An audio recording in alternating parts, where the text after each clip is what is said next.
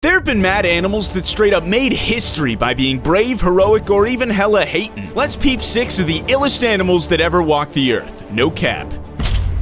Hey guys, listen up. This pigeon named Cher Ami was a total boss. At first it was all lazy and disrespectful, but in less than 30 minutes it transformed into a straight up war hero. This pigeon held it down for the US Army during World War I and pulled off some mind-blowing heroic moves. It was straight up extraordinary, my dude. The First World War was straight up intense, man. It was a game changer in history with the most lives ever lost, like a crazy number, 20 million people gone. But in the midst of this messed up war, some true heroes emerged. And let me tell you about Cher Ami, a badass carrier pigeon. This bird was trained to carry crucial messages back and forth between the trenches. It was no joke a merciless war zone. Cher Ami held it down and proved to be a real hero in those crazy proportions. Cher Ami was decked out with a tight little message crib, all secure and whatnot. This bird had mad courage and smarts. It navigated through some tough-ass conditions to reach its destinations. And get this, it did it all with legendary precision, like straight up making you want to bow down to its talent. Cher Ami was on some next level greatness, no doubt. Don't get it twisted, my friend, it wasn't all smooth sailing for Cher Ami. No way. This pigeon had to dodge some serious haters while flying over enemy lines. They were fully aware and trying to take it down. Shots were fired. Cher Ami wasn't fooling nobody. It faced some real danger and ended up losing an eye in the process. A true survivor. Cher Ami may have lost a leg, but that didn't stop this bird from straight up soaring through the skies. It kept delivering crucial messages in the war effort and saved countless allied lives on the battlefield. And get this, it came through clutch by delivering a message that saved the lost battalion under Major Charles Whittlesey's command. The Germans had them surrounded and their battalion took a massive hit in just one day. Half of their crew got wiped out. With only a few guys left as messengers and a handful of pigeons, they had no choice but to beg the allied forces in the area to save them from certain death. They sent out one pigeon, then another with an update on the situation, but here's the messed up part. As the Americans finally started firing at the Germans, those shots ended up hitting their own battalion, like friendly fire and all. They had one last message to send, and they put it on the last remaining pigeon, Cher Ami. The goal was to get the attack to stop, right? But guess what? Cher Ami, instead of rushing straight to the headquarters, chilled out on a branch like it was no big deal. The soldiers couldn't believe it. They risked their lives, braving the German shots to get out in the open and scream at the pigeon to fly away, but all it did was hop to another branch like, nah, I'm good. Then Omar Richards, the pigeon's handler, straight up climbed that tree, shook off the pigeon's insolence, and got its head back in the game. Finally, Cher Ami took flight like it was supposed to. The Germans were peeping the whole scene, man. They aimed their shots straight at Cher Ami, hitting that bird real hard. It came crashing down to the ground with a bang. The Americans, thinking all hope was lost, witnessed a straight up miracle right in front of their eyes. Cher Ami, like some manga character, gathering up all its determination and energy after a serious injury, struggled to get back on its feet and took flight once again. And guess what? Just 30 minutes later, that pigeon landed like a boss in the Pigeon HQ at the Wings, located like 30 miles from there. Cher Ami was holding on with just one leg. The message it was carrying was dangling on a thread, cause that's all that was left of its other leg, if you catch my drift. I ain't going into too much detail cause you know, graphic stuff ain't cool. But here's the deal. One shot even went through its chest, making it lose an eye. Despite all that, the bird pulled off an incredible feat. It put an end to the enemy fire from the skies, saving the whole battalion. Can you believe it? Around 200 members made it out alive thanks to Cher Ami's heroics. And once it healed up, the French army honored this bird with the Cross of War.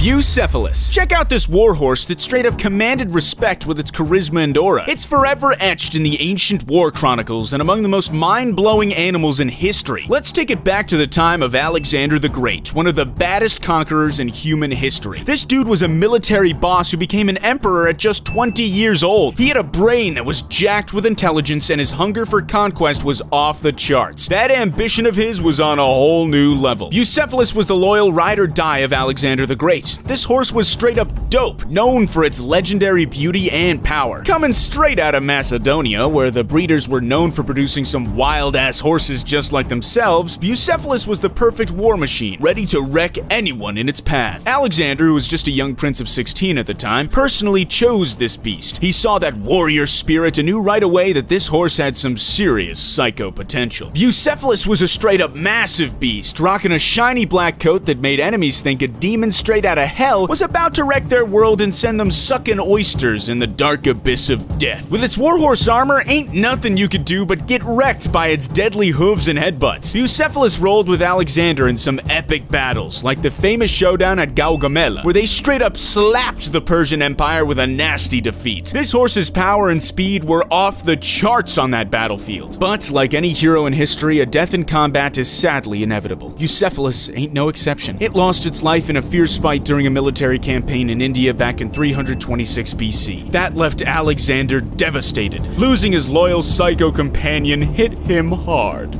Balto. Check out this straight up legend right here. Balto, the hero dog who saved mad human lives from certain death. And listen up, cause I'm about to drop the story on you. No shit. It was the winter of 1925 in Nome, Alaska, and the city was straight up in danger from a crazy diphtheria outbreak. This contagious disease was knocking people out with hardcore heart and neurological attacks, showing no mercy and sending them straight to the cemetery. But guess who stepped up? Balto, the Siberian Husky sled dog. These dogs are known for their mad endurance and their ability to handle the toughest conditions. Balto was the boss lead dog of his sled team, showing everyone that he was the bravest of them all. He didn't give a damn about the crazy north weather. He fearlessly charged through the most violent blizzards to get his missions done. Now check it. Nome was getting its neck twisted by that epidemic. They urgently needed meds or else everyone was gonna drop like flies one after another. Time was running out. Rescue teams couldn't reach the place, so only them sled dogs could carve a path through that harsh and unwelcoming winter. But here's the deal, my friend. It takes many long days to reach Nome. The race for survival in Nome was on, and Balto was leading the way like a true boss. He was the leader of his sled dog crew, and let me tell you, it was a test of endurance that would make you shed tears. The icy temperatures, the fierce winds, and just the whole damn place were off the charts violent and dangerous. In some parts of Alaska, the thermometer can drop down to minus 50 degrees Celsius, freezing you up and giving you frostbite in just a few minutes if you ain't properly protected. We talking heavy snowstorms with crazy-ass snowfall, icy winds slapping you in the face like they throwing punches. And on top of that, it's dark as hell. In Alaska's winter, the sun barely shines and it stays low near the horizon. Balto had the unbeatable courage, man. He led the crew with serious dedication in a life-or-death race that lasted for days, running countless kilometers through an icy hell. When they finally reached Nome, their epic feat saved so many lives, and it was hailed as the ultimate act of bravery. Through the ages, Balto's memory lives on. They honored that legendary dog with statues and monuments built in their honor.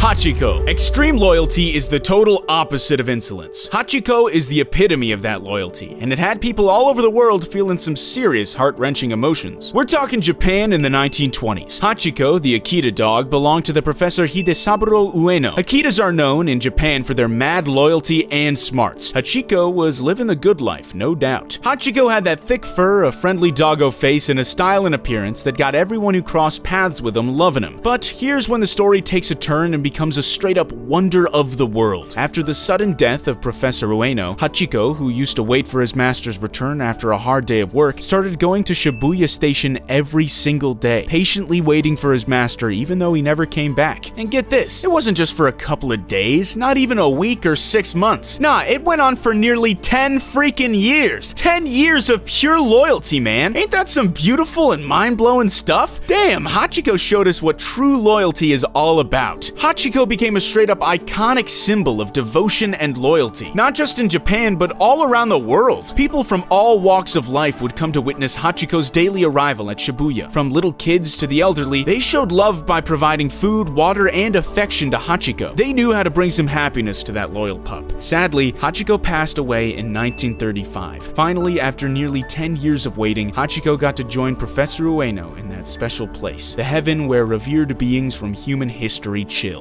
Ham. This animal did something that probably none of us will ever do in our lives. Ham the chimp became the first ever chimp in space on January 31st, 1961. Born in Cameroon around 1957, Ham got captured and brought to a spot called the Miami Rare Bird Farm in Florida. 2 years later, he got transferred to an Air Force base, and that's where the craziness started. They trained him to take flights into space as part of this wild project called Mercury. Him and others, like the chimp named Enos, who became the first and only chimp to orbit the planet, were used to being confined find a chairs during training, just like how we all got stuck with forced telework in 2020. After 18 months of training, they spotted Ham's talent, and he got chosen to test the effects of space travel on chimp bodies. Talk about a wild journey, man. Ham and his chimp squad paved the way for space exploration and showed us what these furry homies are capable of. On January 31st, 1961, after waiting for hours at Cap Canaveral, little Ham, just 3.5 years old, got blasted into space, strapped into a capsule. The whole trip lasted 16 minutes. Ham was moving at a crazy speed of 5,592 miles per hour, getting 157 miles away from Earth's surface. For 6 minutes, he experienced that zero gravity state, floating around and all. Despite the extreme speed, the intense force on his body, and the zero gravity situation, Ham held it down and did the tasks he was supposed to do like a champ. The return flights went all kinds of wrong, man. Ham ended up landing more than 125 miles away from the original landing spot, right in the middle of the freaking sea. His capsule started taking in water, and it took hours for a special boat to finally locate him. And get this, despite all that chaos, Ham stayed calm as can be. But when he got out of the capsule, you could see the marks on his face. Homeboy was not feeling it, and he straight up refused to get back in that capsule for the photographers to capture his epicness once again. They tried to force him, but nah. He was like, nah, ain't happening. After all that, Ham ended up avoiding years of biomedical research, but here's the messed up part. They left him alone in a zoo for a whopping 17 years. Can you believe that? Poor dude deserved better, for real. But eventually they transferred him to a zoo in North Carolina where he got to live with other chimps until he passed away 22 years after his space flight. You gotta realize something. Ham was just a freaking baby when he went on that flight, and yet he managed to handle all his tasks inside that capsule. At 3.5 years old, chimps are still being protected and raised by their moms. Can you even imagine the pressure?